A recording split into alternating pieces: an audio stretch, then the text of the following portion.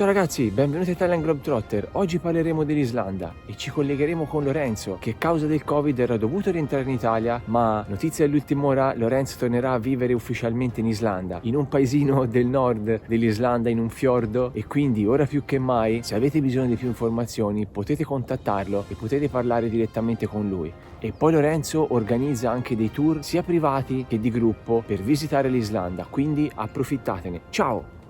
Lorenzo, ci sei? Ciao Riccardo, ciao a tutti. Eccolo, ciao. Come va? Tutto bene? Bene, bene, benissimo. Sì, sì, Bene. sì, molto bene. Mi fa piacere essere qui con te stasera e parlare di Anche a me. qualcosa che ci piace a tutti e due, no? Certo. Viaggiare, posti. È un piacere anche per me conoscerti e averti ospite qui a Italian Globetrotters. Dovete sapere, insomma, che oggi faremo un po', diciamo, un'eccezione perché appunto Lorenzo, lui non vive attualmente proprio in Islanda perché è dovuto rientrare per circostanze che ora ci spiegherà. È tornato in Italia, lui ha tutto l'interesse di ritornare lì perché io, ecco, di solito intervisto persone che vivono in un paese all'estero, però comunque lui ci ha vissuto 2 anni in Islanda, ha intenzione di ritornarci e addirittura a me ha detto che la conosce meglio della Toscana, quindi Al 100%. non voglio parlare in termini assoluti, ma insomma, diciamo per non dire è quello che la conosce meglio, ma insomma è uno degli italiani che la conosce meglio di tutti, quindi meglio che lui, penso che oggi se volete sapere qualcosa sull'Islanda non ce n'è. Quindi, ora passo io a farti qualche domanda, l'intervista,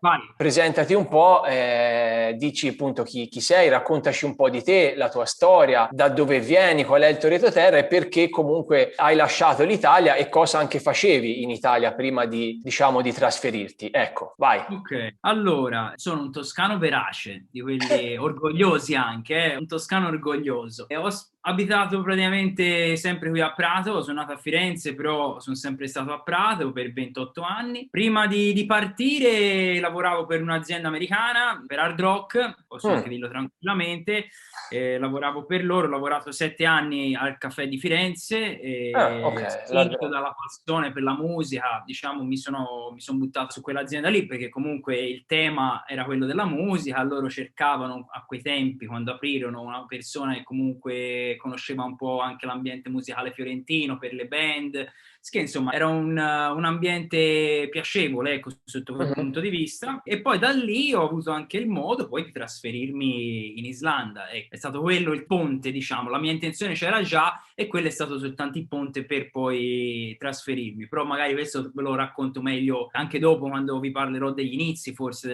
dell'esperienza, ecco, che ho fatto. Quindi te lavoravi l'Hard Rock bisogna appunto essere ferrati, diciamo, competenti nella musica anche, no? Penso, Ma quindi, oddio, sì, dai, no? insomma, bisogna avere la passione per la musica, magari quello aiuta, però ecco, poi insomma, onestamente non è così fondamentale. Diciamo, aiuta, ecco, se hai Aiuta, quella aiuta, passione certo. lì, diciamo che affronti meglio le giornate lavorative, ecco, mettiamola così, dai. E appunto, cioè, in un posto così freddo, lontano come l'Islanda, te come ci sei rifinito poi alla fine? Perché insomma ti Ma potevano arrivare comunque offerte un po' anche da altri paesi, certo, no? certo, cioè potevo anche rimanere tranquillo a Firenze e fare la mia vita, insomma, Infatti. cioè, ho sempre avuto la passione per l'Islanda, forse anche tramandata da mio babbo, che lui era un viaggiatore, ha lavorato tanto nel Nord Europa e mi ha sempre dato, insomma, questo input per l'Islanda perché effettivamente è un'isola stupenda, è qualcosa di unico. Questo forse è stato il primo passaggio. Poi nel 2016 ci sono andato in viaggio per 10 giorni, ho fatto il classico viaggio intorno all'isola e quindi quello è stato fondamentale perché ho visto con i miei occhi chiaramente il paese, ho cercato di captare il massimo che potevo, anche se non avrei mai pensato di trasferirmi lì, onestamente. Una volta tornato a casa mi si è rotto il cuore dal dispiacere, come capita a tantissimi, no? Che uno va in un posto, si innamora e poi Eh sì, comunque torna a casa perché il eh sì. viaggio finisce lì. E quando sono tornato, coincidenza vuole che c'era quello che avrebbe poi aperto il caffè a Reykjavik e gli avevano detto che in quel momento c'era un ragazzo di Firenze che stava facendo il giro dell'isola. Quindi quando arrivai incontrai questa persona e lui mi disse: ma sei te il ragazzo che è stato in Islanda? E io dico: sì, dice, ah, piacere, io sono quello che aprirà a Reykjavik. e dice, insomma, si è fatta amicizia, si è parlato di Islanda chiaramente, del viaggio, anche perché nel 2016 il turismo c'era, ma non era esploso come poi è esploso negli ultimi 3-4 anni. È stato proprio l'inizio, forse, il 2016-2015 è stato l'inizio poi di un boom incredibile di turismo. E quindi ancora lui, insomma, era incuriosito dal fatto che una persona andava in Islanda a visitarla. Quindi siamo entrati veramente in contatto, in amicizia, e lui poi dopo un mesetto che era qui a Firenze, che andava di caldo perché era agosto, non era abituato, il poverino veramente stava soffrendo le pene, mi chiese se volevo andare per qualche mese a Reykjavik per stare insieme a lui, aiutare i ragazzi nuovi, perché comunque avevo diversi anni di esperienza nell'azienda, sicché insomma sapevo un po' come funzionavano tante cose, e quindi sì, accettai ovviamente immediatamente. Sì, questa è un'opportunità che non mi si potrà mai più cioè quando no. mi si ricrea una cosa del genere. Poi a 28 anni ti dico, non è che ero giovanissimo per fare una prima esperienza fuori, quindi ho detto ok, faccio piangere la mamma e me ne vado qualche mese in Islanda, anche perché doveva essere solo per 2-3 mesi, e poi è diventato 6 mesi, e poi è diventato 2 anni fondamentalmente. E vabbè, comunque perché ti sei trovato bene, no? Insomma, come si vive poi in Islanda? Si sta bene? Mi sono trovato benissimo, poi ho vissuto un anno a Reykjavik, poi mi sono trasferito a 8 ore e mezzo in macchina da Reykjavik, cioè praticamente dall'altra parte, in un paesino di 600 persone in un fiordo, quindi ho fatto veramente tutte e due le esperienze. Forse ecco, la cosa che mi rende un pochino più unico, ma ce ne sono anche altri di italiani che hanno avuto queste esperienze, però o ci sono gli italiani che hanno vissuto soltanto a Reykjavik, o ci sono gli italiani che hanno vissuto soltanto nel paesino. Che hanno vissuto in tutte e due ce n'è pochi, e io ho fatto entrambe le esperienze, quindi riesco anche a vedere le differenze, perché sono enormi le differenze tra vivere a Reykjavik piuttosto che in un paesino. Sì, è stata un'esperienza bellissima, però insomma in toto è proprio la mia idea è quella comunque di tornare. Ora sono qua, come dicevi giustamente te, causa Covid, diciamo è tutto Come un mai po'... sei dovuto tornare poi? Sì, sono tornato perché in realtà io volevo fare la guida turistica in Islanda, però per lavorare con i gruppi italiani dovevo fare il patentino, quindi ero tornato in Italia per fare il patentino fondamentalmente. E quando ho iniziato la scuola è scoppiato il Covid, e quindi da quel momento lì chiaramente il turismo è andato tutto un po' a gambe all'aria, e quindi è tutto quanto... Adesso mi sono dovuto reinventare per sopravvivere, chiaramente. Appena ci sarà un pochino più di stabilità riparto. C'ho tanti contatti su, già ora mi chiedono, già quest'estate, ma si può, però ancora dico... Speriamo presto, dai, insomma. Speriamo No? presto, speriamo presto. Ciao ragazzi, non dimenticate di iscrivervi al canale e di mettere un bel like se vi è piaciuto questo video, e poi commentate, fatemi sapere cosa ne pensate e io vi risponderò. Ciao! Ma senti, in Islanda, per chi magari ecco, vuole più informazioni, perché insomma chiaramente uno che ha l'intenzione di trasferirsi, intanto deve avere un po' il pallino insomma dell'Islanda, perché è un paese particolare, no? Com'è la qualità della vita, il costo della vita? Allora, il costo della vita è abbastanza alto, penso sia forse la terza nazione più costosa, penso dopo Norvegia e Svizzera ci sia l'Islanda, credo. Qualità della vita, cioè fondamentalmente non manca niente, però ci sono grandissime limitazioni. Io dico sempre a chi vuole trasferirsi in Islanda deve avere un forte spirito di adattamento, il che non vuol dire magari niente per qualcuno, ma vuol dire tanto per qualcuno. No, sicuramente ci vuole. Però sì, ci vuole un grande spirito di adattamento, perché chiaramente se sei in un'isola e lo senti che sei su un'isola, parecchio lontana dal resto del mondo fondamentalmente. Certo. Quindi non manca nulla, però ci sono tante limitazioni che a qualcuno può pesare. Ecco, faccio anche un esempio pratico. Ad esempio, se ora in Italia tutti usano Amazon più o meno, comunque comprare su internet è abbastanza semplice. Ormai è diventato ormai, e lì no. Lì non c'è nulla di tutto ciò, quindi c'è neanche Amazon lì. Non c'è Amazon, non c'è quasi nessun servizio stile Amazon anche. Poi fondamentalmente Reykjavik è l'unica città che c'è, quindi diciamo tutto viene da lì, e quindi le persone comprano poi direttamente lì. Vanno più nel paesino, al supermercato, nei paesini, nelle botteghine, eccetera. Il paesino è una storia proprio a sé, ci avrò anche degli aneddoti magari curiosi da dire. Il paesino fa veramente storia a sé. Poi il problema anche dell'Islanda è i costi della dogana, quindi se puoi comprare dall'Italia, per dire, però quando poi ti arriva il prodotto costa più che dell'oggetto stesso, e quindi non ha più senso comprare. Sei un po' più limitato, diciamo ci sono delle limitazioni, però insomma fondamentalmente se poi ti piace come paese, secondo me si vive benissimo. benissimo, anche perché sennò sarei masochista a volerci No, tornare. certo, te poi ti piace tanto e quindi... A me piace, la vita è stupenda perché è molto tranquilla, come piace a me. Anche lì, cioè, bisogna avere un certo spirito, visto? Magari sì. c'è chi piace più una vita mondana, allora magari lo sconsiglierei. Chi piace magari un certo tipo di vita un po' più movimentata, non so se potrebbe fare al loro caso. Chi invece magari cerca una vita molto più tranquilla, rilassata, l'Islanda sicuramente è un paese che può fare al loro caso. Bisogna un po' vedere quello che uno cerca, poi, fondamentalmente. Sì, dipende tutto da quello. Lì c'è anche tanta natura, no? Comunque, quindi sei proprio a Lei che contatto. domina. Lei che domina, proprio lì. Te sei dominato da lei. Gli islandesi come popolo, come sono? Sono freddi con gli stranieri, sono un po' prevenuti, hanno dei pregiudizi sugli italiani, per dire, o no? No, allora ti dico la Oh, come verità, sono? non ho mai avuto problemi della serie tipo sei italiano, non lo so, perché avessero qualche... No, chiaramente, ovviamente la battuta c'è sempre, no? Lo stereotipo, no? La pizza, ovvio, cioè, ma quello Spaghetti. fa parte del folklore, quindi ci sta Sì. benissimo. Però diciamo che no, a livello anche comunicativo, devo essere sincero, le nuove generazioni sono veramente molto aperte, quindi le nuove generazioni, anzi, noi siamo molto più indietro rispetto a loro, nel modo di pensare, nel modo di approcciarsi anche alle persone, alle diversità soprattutto. In Italia siamo ancora molto indietro, anche la generazione mia stessa, lo vedo insomma anche nei miei amici, se faccio il confronto con un 33enne islandese e un italiano posso vedere delle differenze. Per quanto riguarda invece le generazioni un po' più in là con l'età, dai 50 in su, onestamente vedo una bella chiusura mentale che può sfociare, ora mi dispiace anche dirlo, ma insomma a volte ho visto anche situazioni anche di razzismo che onestamente non aveva neanche troppo senso, però c'è da capire che comunque queste persone fino a 20 anni fa erano veramente isolate, hanno avuto un boom sia economico che di popolazione enorme negli ultimi 20 anni, quindi c'è da capire che una persona anziana ha visto veramente un tipo di Islanda che è totalmente diverso da quello che è adesso. C'è da capire, anche se non si capisce mai poi fondamentalmente certi atteggiamenti che stonano un pochino anche con quello che è l'idea, no, del popolo nordico aperto. Sono un po' diversi secondo me da finlandesi, svedesi, norvegesi e danesi. Islandese è un po' diverso, però ecco, no, non ho mai avuto problemi a relazionarsi con i ragazzi, anche a uscire fuori la sera. Hanno un diverso modo di approcciarsi e di relazionarsi. Le relazioni d'amicizia sono diverse da quelle che possono essere una relazione d'amicizia tra italiani. Noi magari la viviamo con più passione e magari ci teniamo anche di più alle relazioni. Loro sono molto più tranquilli in generale, sia nella coppia anche che nelle relazioni d'amicizia. Noi ci si sentirebbe quotidianamente o anche magari un messaggio a settimana da amici da italiani. Lì magari non ti senti per 3 mesi, ma cioè, non c'è problemi, ecco. Non c'è problemi, ecco, Più easy, molto più... molto più easy. Molto più...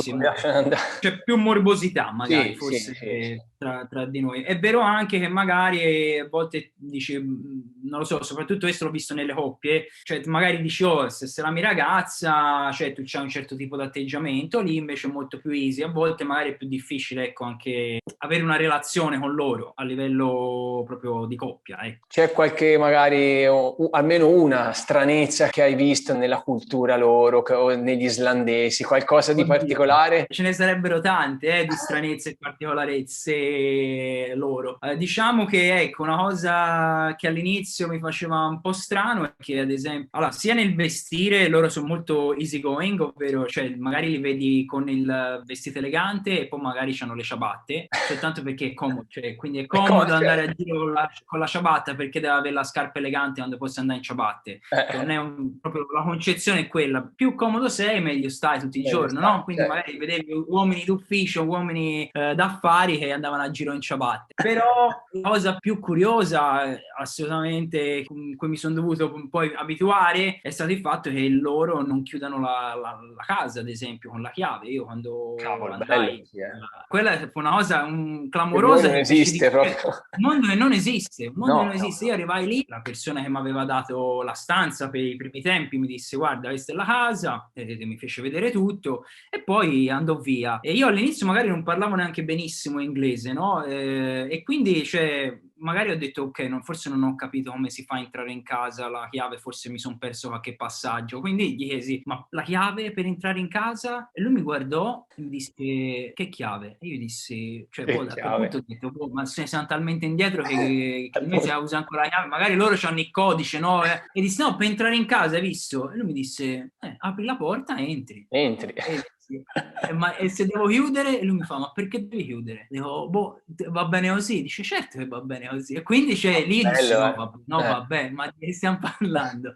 Quella fu una cosa clamorosa e poi capì che sì, è normale, è normalissimo. Una volta mi svegliai, io vivevo con questa famiglia all'inizio, i primi mesi, e scesi giù, avevo la mia stanza al primo piano, scesi giù e c'era una signora, era una domenica mattina e non c'era nessuno della famiglia. Più o meno io li avevo già conosciuti tutti, i membri della famiglia, anche zii, parenti, cugini, eccetera, sicché io questa signora non la conoscevo. E dissi, buongiorno, e lei mi disse, buongiorno, mi fa, sai mica dov'è il proprietario? E io dissi, no. Dissi, io allora aspetto qui. E dissi, va bene, ok. E questa qui era entrata tranquilla, si era messa, era sul divano di questa famiglia e stava aspettando che arrivassero loro.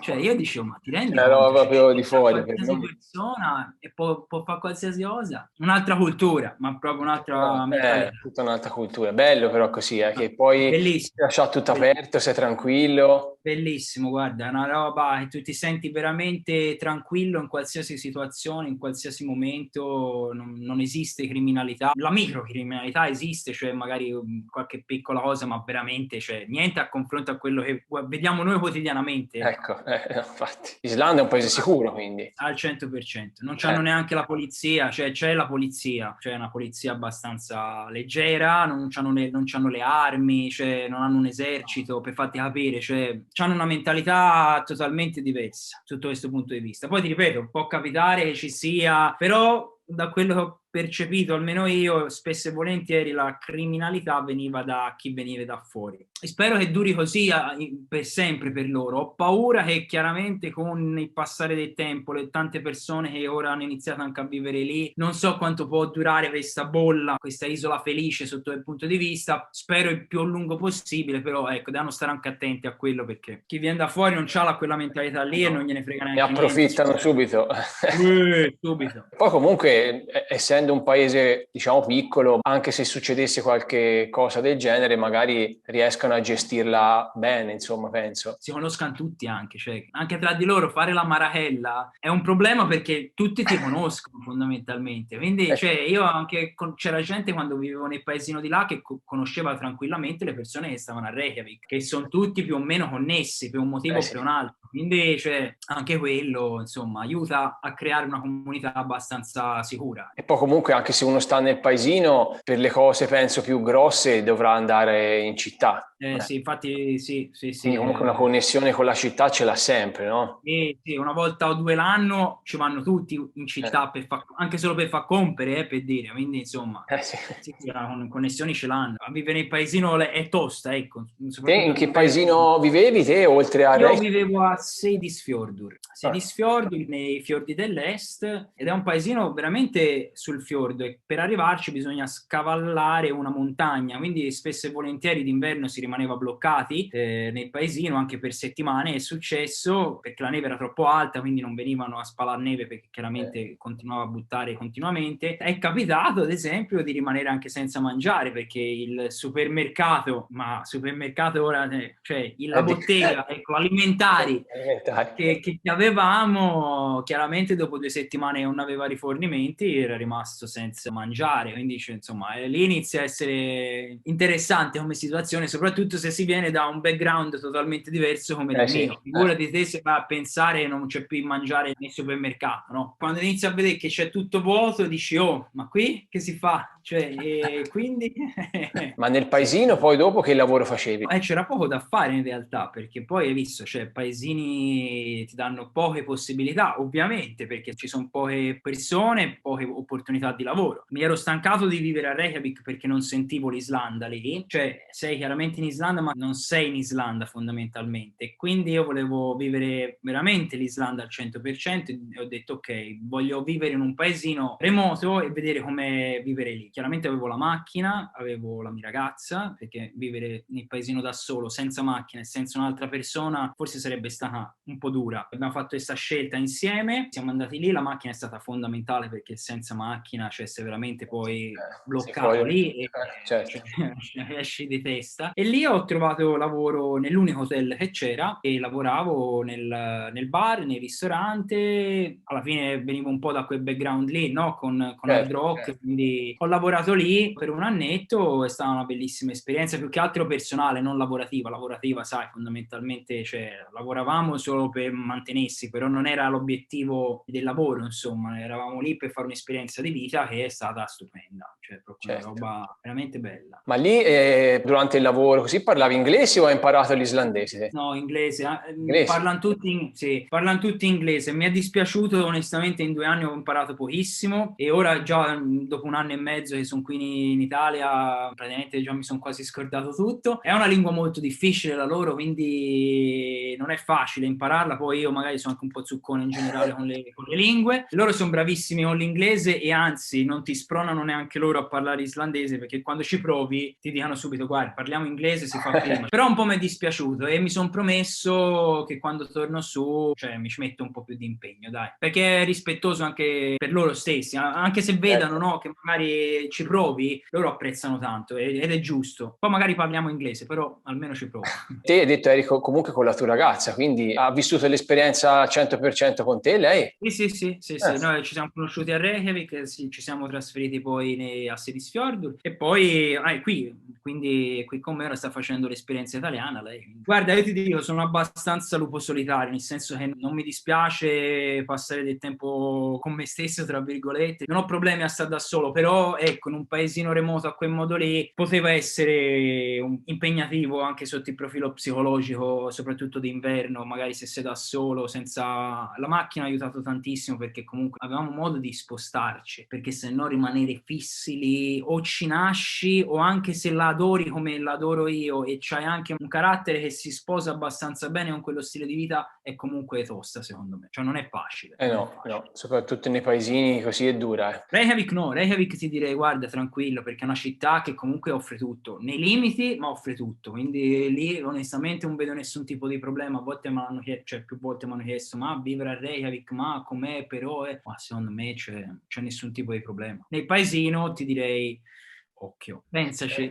Un'esperienza ti direi di sì, ecco, quella sì. Viverci, ti dico, partiamo con le cose semplici. Parti da Reykjavik, se poi ti piace magari provi l'esperienza, ecco, facciamo le cose piano piano a gradi, non partiamo subito, voglio fare l'avventuriero in Islanda o nel paesiello, ecco, non facciamo queste cose perché ci si rimane scottati. Ne ho visti tanti e per quello lo dico, che vanno via il viaggio in Islanda, no, bellissima, oddio, voglio vivere lì nel paesino perché era stupendo con il fiordo, il ghiacciaio, vanno, dopo 2 settimane tornano via perché non ce la fanno, piangano, ovviamente, ma è ovvio, cioè, quindi io dico sempre, ragazzi, sì, ma calma, tranquilli, studiandola si fa tutto. Vanno sempre ponderate, poi soprattutto queste cose qui. Queste cose qui vanno ponderate. Piano piano. Reykjavik ti dico va bene, cioè prova, Reykjavik è più tranquilla, il paesino ti dico ponderiamo piano piano e va bene, se poi lo vuoi fare lo fai. Per esempio per quanto riguarda il lavoro, lì gli stipendi, le paghe, così si guadagna bene o... Allora, anche qui ti dico, secondo me si vive bene, cioè ha una qualità di vita buona, però non è, secondo me, ai livelli di Norvegia, ad esempio, Danimarca, dove magari a Norvegia so che si guadagna anche di più che in Islanda, la vita è anche più costosa, però comunque i stipendi sono parecchio alti e quindi ci sta bene. In Islanda secondo me non ti manca nulla, però non si diventa ricchi come si vuol far credere e purtroppo ti dico che nell'ultimo periodo è diventato un boom di persone che vogliono andare in Islanda perché magari hanno avuto secondo me qualche informazione sbagliata, perché secondo me in Islanda non si diventa ricchi e anzi bisogna stare anche attenti, cioè se c'hai particolari vizi non mi fraintendere, ma ti dico magari anche soltanto ti piace andare a bere fuori la sera 2 o 3 volte a settimana, occhio, perché secondo secondo me se non hai un lavoro specifico dove allora guadagni tanto, Mhm. perché se c'è una specializzazione allora alzo le mani, se c'è una specializzazione è capace veramente ti riempiono anche di quattrini e diventi ricco, però devi avere una specializzazione. Se vai lì senza specializzazione, prima di tutto ti si chiudono tantissime porte, perché secondo me da quello che ho visto e percepito gli unici lavori che uno può svolgere sono nel turismo, nell'hospitality, nella ristorazione, sono questi gli ambienti dove si può trovare lavoro. Il resto bisogna che sei veramente qualificato, perché se no loro comunque spingeranno sempre un islandese a uno che viene da fuori. E gli stipendi normali, ti dico, secondo me sono adeguati per quello stile di... Cioè io mi sono sempre trovato bene, non sono mai arrivato all'acqua alla gola, mi sono tolto tante soddisfazioni, mi sono comprato una macchina per dire, quindi fondamentalmente non mi è mancato niente e sono stato bene, però non si diventa ricchi, cioè bisogna stare un po' attenti, ecco, tutto lì. Se uno ha coscienza e logica si sta bene, secondo me. Però ho visto, no, che ultimamente tanti dicono, oh, ma si va lì, si piglia un sacco di soldi, va di là. Mm. Sì, poi comunque come dici te, magari ti fanno fare i peggio lavori, poi comunque la vita costa, se hai i vizi che hai qua, magari a spendere, spande, andarcene fuori qua e là, non ti rimane nulla. Poi gli affitti sono molto alti, soprattutto a Reykjavik sono molto molto alti gli affitti, ma anche mangiare, cioè le cose basiche fondamentalmente sono veramente costose. La cosa buona, ad esempio, non paghi quasi niente di bollette tipo acqua, luce, gas, queste cose lì sono quasi gratis, ti direi, quindi quello è buono, perché essendo un'isola comunque con tantissime risorse energetiche, chiaramente quello è quasi gratuito, ti dico. Ma sono comprese nell'affitto queste cose o anche sono nella cassa di proprietà? No, solitamente sono dentro il prezzo dell'affitto, però è un prezzo veramente irrisorio, quello delle utilities, quello delle bollette, quindi la palestra costa poco, ecco, queste sono cose per dire che magari in Italia costerebbero parecchio, e in Islanda costano poco, la palestra costa poco, è una delle cose che costa meno di tutte, ad esempio, perché ci tengano che comunque le persone si tengano in forma, che vanno in palestra, che fanno attività fisica, sicché comunque ci sono queste agevolazioni, per il resto sono mazzate.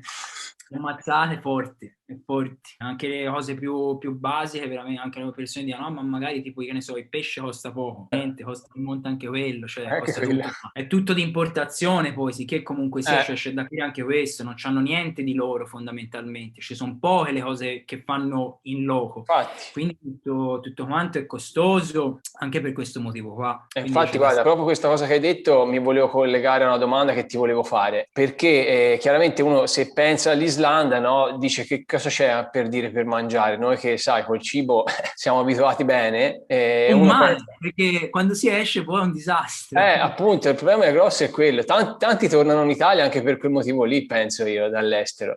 Sì.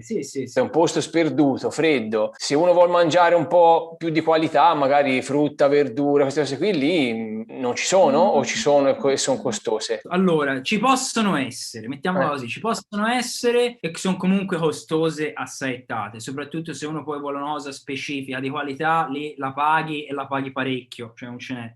Ma viene dall'estero? Viene quasi tutto dall'estero. L'unica cosa, guarda, che mi sono veramente stupito, hanno delle farm di pomodori, ad esempio, di una qualità eccelsa, che non l'avrei mai detto. Sono pomodori islandesi e le fanno nella serra, c'è anche un ristorante nel sud dell'Islanda che io invito tutti, se uno magari dovesse andare, c'è questo ristorante che è dentro la serra di pomodori e te mangi proprio con le piante di pomodori addosso, no? È un'esperienza molto bella e i pomodori sono di una bontà incredibile, perché l'acqua, che è l'acqua probabilmente più pura che c'è non solo in Europa ma forse nel mondo, perché viene direttamente dal ghiacciaio, l'acqua è buonissima e quindi questi pomodori sono la fin del mondo, no?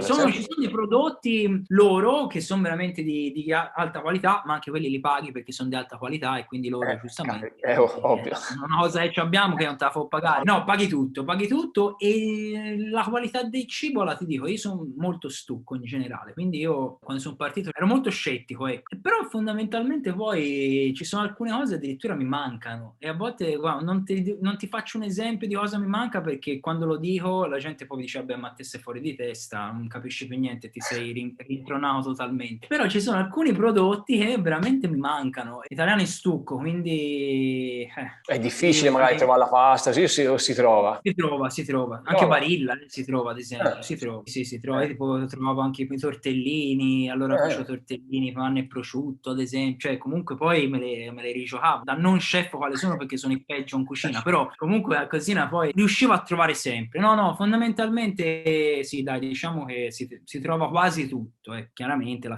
cosa un po' più speciale quella è più difficile da trovare. Insomma. Quello che ti fa veramente la verdura fresca, cioè è talmente piccola la fattoria che la fa, che le quantità sono talmente poche, il prezzo è veramente molto alto. Poi, a quel punto. E queste cose comunque, anche se le fanno loro, le coltiveranno d'estate. E c'hanno queste serre che sono attive 24/7, cioè, infatti di notte soprattutto, o anche di giorno, perché dipende, magari quando vai d'inverno e c'è solo notte quasi, sì, che vedi sempre, cioè è tutto buio e ci sono queste fattorie che hanno queste illuminazioni 24 ore su 24. È anche bello, perché tu vedi magari tipo delle distese di nulla, nel buio più totale, e vedi questi impianti di luce ogni tanto che appaiono, e sono queste fattorie dove coltivano, fanno. Ma con questa cosa qui che mi è venuta in mente del buio, che praticamente è sempre buio d'inverno e tanta luce d'estate, te come ti sei trovato? C'è tante persone a cui dà noia, infatti tipo ad esempio al supermercato in Islanda, quando vai alla cassa invece di esserci le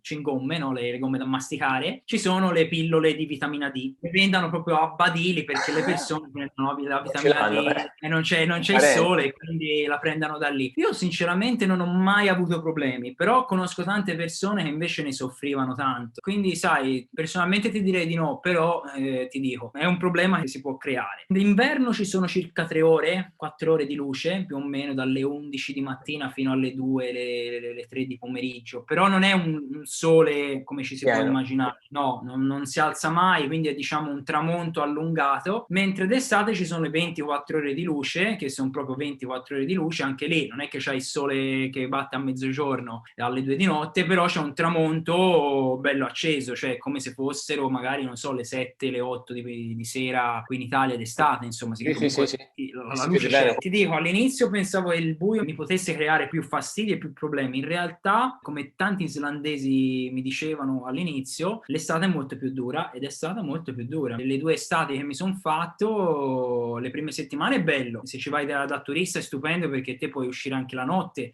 e viaggiare di notte invece che di giorno, c'è tutta una magia dietro, ti direi. Però se ci vivi le prime settimane ok, a maggio ok, poi inizia a diventare lunga la situazione, non ti riposi mai, non stacchi quasi mai il cervello e diventa difficile, poi non hanno le tende, cioè hanno delle tende però non hanno ad esempio le scuole come abbiamo in Italia, che te chiudi e buio, non ce l'hanno, cioè è incredibile, ce l'abbiamo noi ma non ce l'hanno loro, no? Una roba incredibile.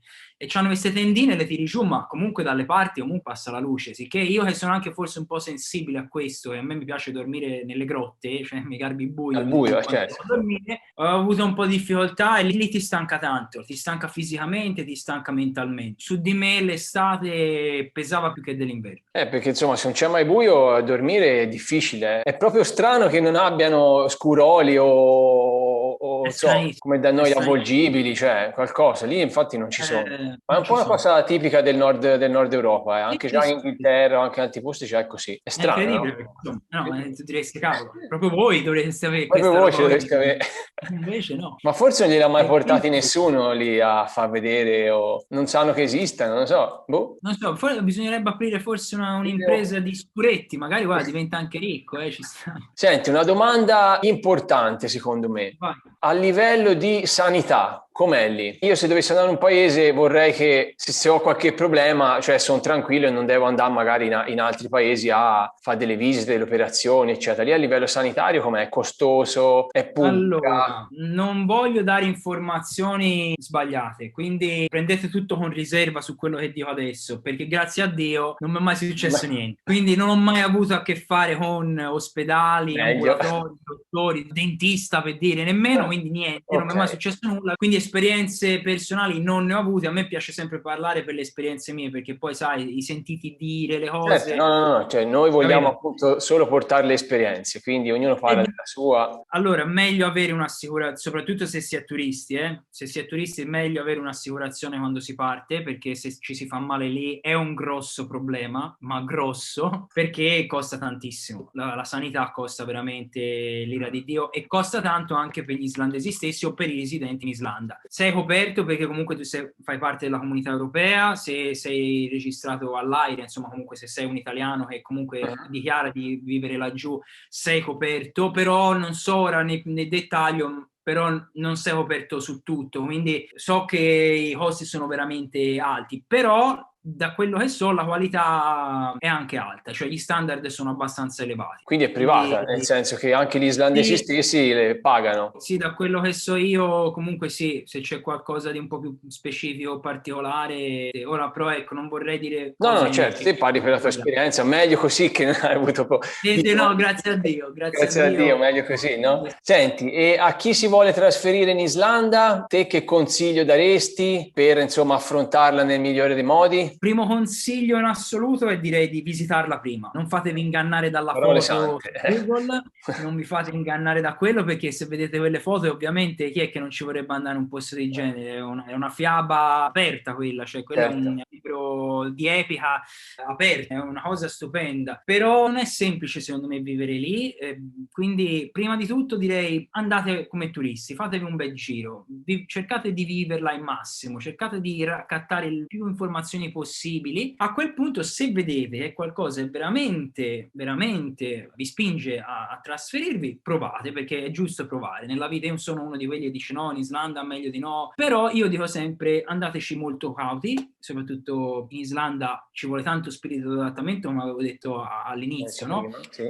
Ci vuole tantissimo spirito di adattamento, secondo me, quindi bisogna avere una certa predisposizione proprio anche a livello di persona, cioè ti deve piacere quel tipo di vita lì, quello stile di vita molto tranquillo che hanno loro, bisogna essere predisposti. E comunque dico sempre che è l'Islanda che ti sceglie, cioè se te magari vai in Germania, in Francia, in Inghilterra, cioè sono situazioni molto più similari alla nostra e quindi ti puoi adattare. Invece lì sei te che ti devi adattare, l'Islanda che ti sceglie, se sei predisposto a poterci vivere. Lo vedi subito tanto, cioè non è che ci vuole tanto. Dopo un paio di mesi che sei lì, sai se puoi starci di più o se te ne devi andare. Non c'è scampo. Quindi dico solo, ecco, un consiglio, andateci, visitatela, cercate di viverla al massimo e se davvero vi scatta qualcosa nel vostro cuore, provate. Poi io dico sempre, ragazzi, voi venite qui, anche nei tour che ho fatto con tante persone, no? Ho avuto modo, insomma, comunque di accompagnare, di far vedere tanti bellissimi posti e dicevo sempre, ragazzi, quello che vivete adesso, quando poi vi trasferirete, perché tanti volevano venire poi a vivere, no? Io dicevo, benissimo, però la quotidianità non sarà mai questa, cioè la quotidianità poi è tutta un'altra cosa. Certo. Dovrai viverci poi in Islanda, con gli islandesi, dovrai lavorare con gli islandesi, che ecco, questa è una cosa che non è facile, ad esempio. È sbagliato anche poi avere la concezione del viaggio, no? Che uno dice, ah, vado laggiù perché sono stato bene durante il viaggio. Occhio, perché quando poi si vive la quotidianità è tutta un'altra cosa. Come poi da tutte le parti. Come da tutte le parti, bravo, cioè non è che poi... Un conto è la vacanza, un conto è viverci, insomma, poi... Esatto. E a te questa esperienza qui, insomma, bellissima che hai fatto, quanto ti ha veramente cambiato? Cioè, sei tornato in Italia e come sei rispetto a prima? Sono più nervoso di prima perché non vedo l'ora di tornare su probabilmente. Guarda, ti dico, mi ha cambiato tanto più che altro il paesino. Il paesino mi ha cambiato tanto perché ho capito veramente che si può vivere di poco e si può vivere senza tante cose che sono superflue e che ti sembrano fondamentali quando sei, ad esempio, in Italia, certe cose ti direi come fai a vivere senza. Poi quando ti catapulti in quelle realtà lì capisci che in realtà per essere felice ci vuole veramente poco e quello mi ha cambiato tanto. Purtroppo ti dico anche che è molto facile e veloce scordarselo, che quando ritorni poi, ad esempio anche come è stato per me, che sono tornato in Italia, dura poco, ecco, purtroppo è molto veloce anche perdere quel feeling lì, però quello mi ha cambiato tanto, ti dico la verità, perché ho capito che esiste anche un'altra realtà, esiste un altro tipo di vita, esiste la semplicità, l'umiltà delle persone, nella semplicità della vita, e ne sarò sempre grato. Un'esperienza in Italia non avrei mai potuto fare. Ma penso nella maggior parte dei paesi alla fine, no? Sono quasi tutti globalizzati, a parte paesi un po' più estremi o sperduti. Il prossimo step potrebbe essere la Groenlandia, che mi incuriosisce tantissimo. Ora ti direi magari da viverci no, però comunque da visitare sì. Quella è ancora più su. Quella è ancora più su. Quella diventa estrema. Per gli islandesi stessi è una roba inconcepibile. Cavolo, Come fanno a vivere in Groenlandia? Effettivamente lì è un'altra roba. Senti, ma quali sono stati i pro e i contro dell'Islanda e quali sono? Perché comunque sono sempre quelli. Partiamo dai pro, le cose belle. Cose belle, non mi vorrei ripetere, però sicuramente la sicurezza che ti dà quel paese, cioè quel senso di tranquillità in qualsiasi contesto, in qualsiasi orario e luogo. Hai veramente un senso di pace che non sei più abituato ad avere quando vivi in contesti come il nostro. Quindi quello è un pro incredibile. E la qualità di vita, secondo me, è abbastanza buona, insomma. Cioè, se non hai, ripeto, grandi vizi, secondo me fai una vita molto dignitosa. Di contro, ti direi, è difficile lavorare con gli islandesi perché hanno una mentalità totalmente diversa. Noi viaggiamo veramente 10 volte più veloci di loro. Gli italiani sono un po' famosi per questa cosa, no? Che abbiamo ritmi più alti, siamo più lavoratori di tanti altri paesi, no? Sì, e sono talmente lenti che ti viene il nervoso, no? Cioè sono talmente rilassati che ti viene il nervoso, cioè dovresti invece apprezzare e dire oh, mi rilasso anch'io. Sono talmente lenti da che noia invece. Madonna, cioè, ma dai, cioè un minimo. Non è facile lavorare con loro. La mentalità loro è anche un po' spocchiosa a volte, cioè a volte pensano di sapere tutto, quando in realtà magari per certe cose sono un po' più indietro, ma non è una detta con cattiveria. Ci sono delle cose ovviamente che magari un paese come l'Italia, ad esempio, un po' più sviluppato, ci sono cose magari dove l'Islanda sono più sviluppati, e però loro si sentono comunque meglio in qualsiasi cosa, ecco, rispetto a tutti gli altri paesi, perché comunque hanno un po' questa mentalità loro. Infatti io dico sempre, se lavori in proprio o comunque lavori con turisti eccetera, allora sei a posto. Se devi lavorare con gli islandesi devi avere un po' di pazienza. Poi però se no altri grossi difetti onestamente non ho avuto problemi. Il clima per esempio, no? Lo adoro, cioè lo adori, sì, io lo adoro, però cioè ecco, ad esempio, vedi, perché poi è molto soggettivo, cioè a me mi dici il meteo, io ti dico io lo adoro, cioè a me mi manca da morire, a me le buriane che passavano laggiù mi facevano sentire vivo, cioè io uscivo fuori, pigliavo magari un vento a 100 all'ora con neve, qualsiasi cosa, e godevo perché dicevo vedi la potenza della natura. C'è la gente che chiaramente mi dice te sei scemo, cioè, quindi anche i lupi starebbero fuori a pigliarsi questa brina, che quello vedi è molto soggettivo, però ti dico all'80% delle persone potrebbe essere un grosso limite il meteo laggiù, perché se sei meteopatico ad esempio non ci puoi andare, lì cambia il meteo, veramente cambia il tempo ogni 5 minuti, c'è il detto, no? Che ogni 5 minuti, se basta che aspetti 5 minuti e esci il sole, è verissimo, ci sono giornate dove ti fa neve, pioggia, grandine, sole, nebbia, e riparte tutti i giorni così, cioè, e te dici ma che si fa? Però ecco, se ti piacciono queste cose qui, cioè godi, è una bellezza incredibile, però mi rendo conto che l'80% probabilmente delle persone lo soffrirebbe una cosa del genere, quindi questo è un altro consiglio che do. Occhio anche a questo, all'aspetto meteo, perché è dominante, piove sempre, vento forte sempre, freddo relativamente, e io sono freddoloso, quando partì andai via tutti i miei amici mi dicevano ma te lassù, ma no, barzelletta, questa è la barzelletta più grande del mondo, però ecco, no, il freddo non l'ho patito così tanto, anche non è così freddo secondo me come tanti pensano, perché anche d'inverno si arriva tipo massimo meno 10, meno 5, meno 10 è quella temperatura, quindi non sono temperature folli da uno che può pensare. Il problema è il vento, quello è un altro par di mani, perché se c'è vento te senti meno 42 e non esci perché è una roba che ti rizza di peso, ti ammazza vivo. Un po' di caldo lo fa d'estate? Ecco, non c'è un'estate, fondamentalmente non c'è un'estate, no. C'è una primavera bella, ci può essere giornate dove ti fa anche magari 25 gradi e tu stai bene, però anche lì magari ci sono 16 gradi, ma è come se tu fossi in montagna, cioè hai quel feeling lì, no? Hai visto quando sei in montagna alla neve, no? Che fa freddo perché magari c'è meno 5 5 gradi, però c'è il sole e tu stai comunque in maniere corte. Un po' è quella sensazione lì. Fa freddo, però se c'è il sole si sta anche decentemente bene. Però ecco, no, scordiamoci giornate come questa dove si suda l'impossibile, queste cose qui non ci sono. Per tante cose sicuramente si vive bene anche per questo motivo qui, perché il troppo caldo è difficile da sopportare, il freddo magari sì, poi lì sarà un freddo non umido, Bravo, un freddo no? secco, Quindi lo molto sopporti diverso. meglio. Io dicevo, guardate che a Firenze a voi fa più freddo che qui, e non mi credevano. Quando poi sono venuti, soprattutto la mia ragazza, zitta, Sei ricreduta? Bene, bene. dici, ma qui ma che banda è? Cioè, ora si muore di caldo, d'inverno si muore di freddo, ma che roba è? Dico, t'hai ragione, hai ragione, che ti devo dire, hai ragione. Poi guarda, ti dico una cosa noiosa, è ghiaccio per terra, ecco, quello non ero abituato e non mi sono mai abituato. Il ghiaccio per terra dà veramente fastidio, cioè lì tu vedi la gente per terra ogni 5 minuti perché comunque si scivola da tutte le parti, non c'è verso, le va questo ghiaccio da marciapiedi. Quello è molto noioso, cosa che qui magari in Italia non succede, a meno che non vivi magari, non so, in posti di montagna dove tutto l'anno, ma però non credo che tutto l'anno ci sia il ghiaccio in Italia, nemmeno in montagna. Ragazzi, preparatevi, se vi volete trasferire in Islanda, il ghiaccio vi darà molta noia. Anche sulle strade, quando guidi?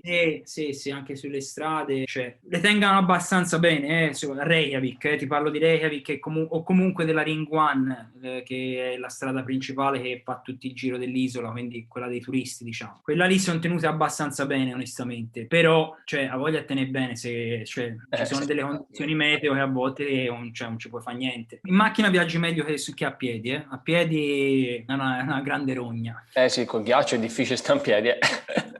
Una grande rogna. Senti, io ti volevo chiedere anche, però praticamente mi hai già risposto perché volevo sapere se uno nel posto dove è felice o no, ma a quanto mi sembra che te eri felicissimo lì, stavi bene. Io ero molto felice, sì. Ti ritorneresti subito, appena puoi, torni là. In realtà non dovrei essere neanche qui, insomma, ora. Ti dico sì, cioè appena ci sarà modo, possibilità, cioè potrei anche tornarci adesso, però magari c'è una situazione ancora un pochino ballerina, preferisco a questo punto aspettare un pochino di più e tornarci con più calma. Tanto non c'è nessuno che corre dietro, l'isola non scappa. Quindi... Hai le idee chiare, perché sai già quello che vuoi fare là, quindi. Sì, le idee sono chiare, vi aspetto tutti lassù per fare un bel giro tutti insieme. Se vai là, chiaramente il tuo lavoro sarà di organizzare i tour. Sì, esatto. Io ora ho preso il patentino, sono regolare perché l'ho fatto, però non potevo. Poi lavoro con agenzie del turismo, già tanti contatti che avevo già laggiù, sia con agenzie islandesi che italiane. Poi l'idea mia sarebbe proprio di fare anche dei tour specifici privati o comunque di piccoli gruppi, quindi magari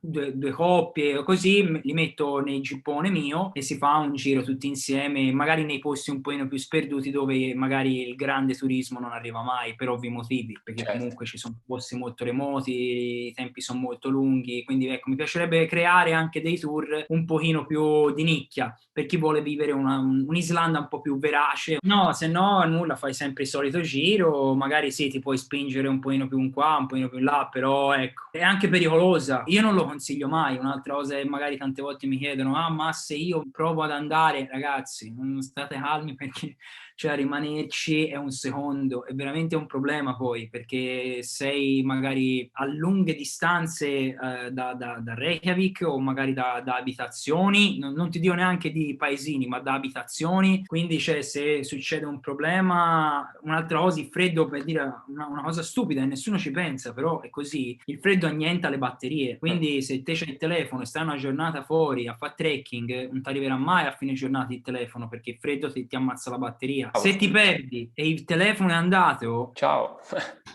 Se non sei uno dei posti che comunque avverte, dice, oh, guarda, io vado laggiù, se non mi vedi tornare, occhio. Quindi ecco, Cioè, noi non siamo abituati a queste cose. Se ti organizzi non c'è problemi, però ti devi organizzare, devi conoscere le persone. Un turista chi conosce? Da chi vadi? Se io mi vado a fare il trekking di 3 giorni e un torno indietro. E se ne sente purtroppo anche di queste situazioni lì. I mezzi sono quelli che sono laggiù, quindi cioè, le persone sono poche, anche i rescue team insomma sono quelli che sono, cioè sono veramente efficienti, bravi, cioè veramente preparatissimi, però ci sono dei limiti oggettivi. Invito sempre a non fare gli eroi e non fare gli avventurieri, avventurieri, ma appoggiarsi a persone che conoscano l'isola. Io ho delle esperienze, però sicuramente ci sono persone molto più preparate anche di me. Se volete fare certe cose, magari ecco, vi posso dare il contatto per fare certi tipi di cose. Appoggiatevi sempre a persone del posto, soprattutto in questi luoghi qui che sono luoghi un pochino più selvaggi, dai, mettiamola così. E senti, un'ultima domanda. Cos'è che ti mancava quando eri là dell'Italia e che non ti mancava? Che non mi mancava, guarda, ce l'ho bella fresca, perché comunque vivendo adesso qui, cioè ce l'ho subito il paragone, la confusione tipica italiana, la burocrazia, questa roba. Una cosa bellissima che forse non ho detto,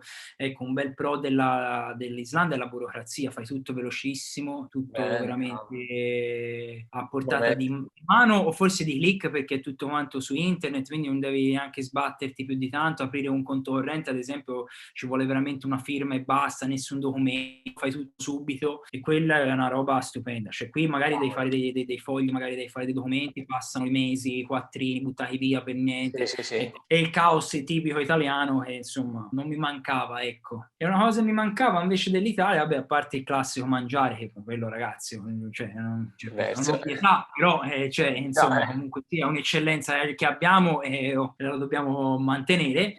Alla fine poi sono sempre le solite cose, le più ovvie, quindi gli amici ti possano mancare, gli affetti in generale, però grazie a Dio comunque siamo in un'epoca dove basta poco e siamo sempre in contatto. Anche questa pandemia poi fondamentalmente è la cosa incredibile, io sono tornato e ho visto meno le persone da quando sono qui che quando ero all'estero. Cioè quando ero all'estero magari tornavo in vacanza qui, vedevo tutti, abbracci, baci, sì. Qui 1 anno e mezzo non ho visto nessuno. È incredibile, no? Sì, onestamente, cioè, è brutto da dire, però non mi mancava quasi niente dell'Italia, è bellissima.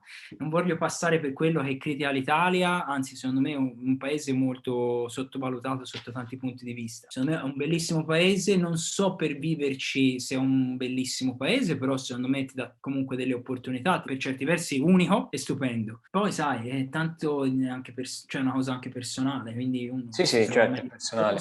Piuttosto che in una, te vedi, in Toscana mi trovo benissimo alla fine, cioè ci vivrei anche, però lì mi piace un po' di più, ecco. Poi magari torno, cioè non è detto, certo. Non è comunque lontanissima, no? Alla fine no, 5 ore e mezzo di volo, dai, poi siamo qui, dai, sempre Europa, sicché puoi tornare comunque spesso se vuoi, insomma.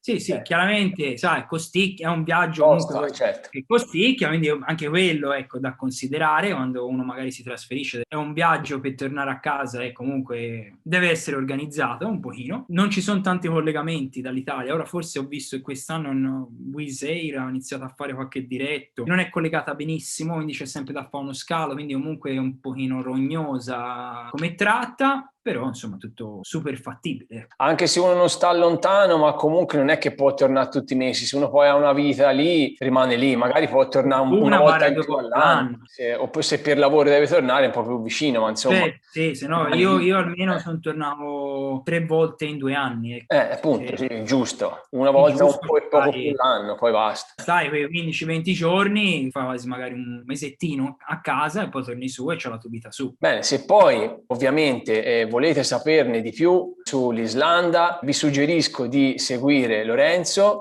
sul suo canale, ha un canale YouTube che si chiama Lorenzo, come si chiama il tuo canale YouTube? Lo vuoi dire te? Lorenzo Meucci, però ecco, magari ti dico, se proprio sono molto più attivo magari su Instagram, quindi lì sono più reattivo. Infatti guarda, lascerò proprio poi sotto qui in descrizione e tutti i tuoi contatti sia di Instagram che di YouTube, così se qualcuno ti vuol fare qualche domanda può chiedere direttamente a te. Più che volentieri. Perché appunto, come dicevo, non ci sono tanti italiani che conoscono bene l'Islanda come Lorenzo, quindi approfittatene. Poi insomma a breve tornerà là, quindi è uno proprio sul posto. Anche se volete andare a fare dei tour, una vacanza, lui sicuramente vi saprà consigliare, giusto Lorenzo? Certo.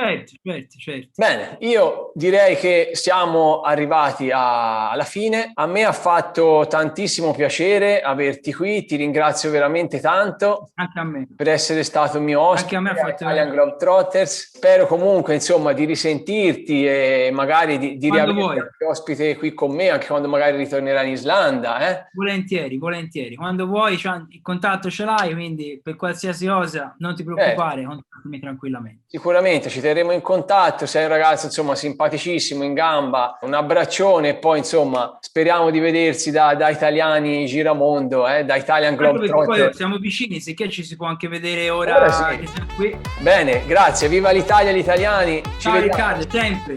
Ciao Lorenzo, grazie. Grazie a te.